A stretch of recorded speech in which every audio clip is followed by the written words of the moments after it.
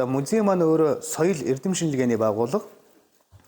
За манай музей маань түүх угсаатан зүүн танхим, орчин үеийн танхим, шашны танхим, байгалийн танхим гэсэн дөрвөн танхимтайгаар за мөн Бүгд найрамд Монгол Урд улсын баатар, хөдөлмөрийн баатар, маршал Хэмжээгийн Зэдэнбал даргын дагуур музей гэсэн музейтэйгээр одоо үйл ажиллагаагаа явуулж байна.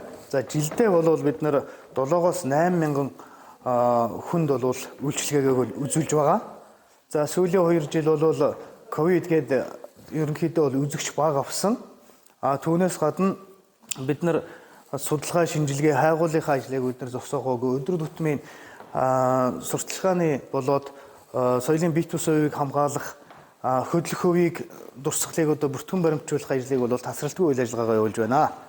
За манай Увс аймгийн музей 7000 гаруй 7-8 мянган үзэгчтэй болно. Тэр дундаа зорилттой бүлэг болох одоо сургуулийн өмнөх нас, за сургуулийн насны сурагчдад бид нар боловсролын ажлыг бол түлхүү явуулж байгаа. Үүнд болохоор мартагдаж байгаа ардын одоо уламжлалт тоглоомууд, за мөн туйл, за мөн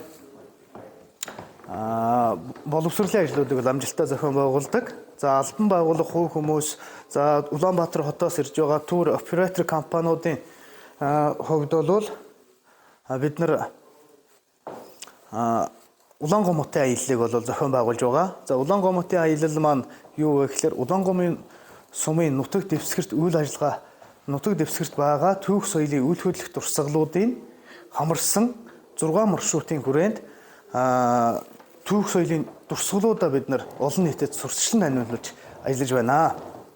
За бид нар энэ жилээс буюу 2022 оны 3 сарын 15-наас 10 дугаар сарын 31-ний хүртэлх хугацаанд бид нар дотоодын аялал жуулчлалыг хөгжүүлэх зорилгоор 7 хоногийн 6 өдөр бид нар үйл ажиллагаагаа тасралтгүй явуулж байна. За нэм гарагт буюу олон улсын тур компани, аялал жуулчлалын тур компаниудын захиалгаар, за мөн тэмдэглэлт ой хамт олонны одоо баяр дээр бид нар баяр нэмэхээр бид нар дуудлагаар үйлчлэн ажиллаж байгаа.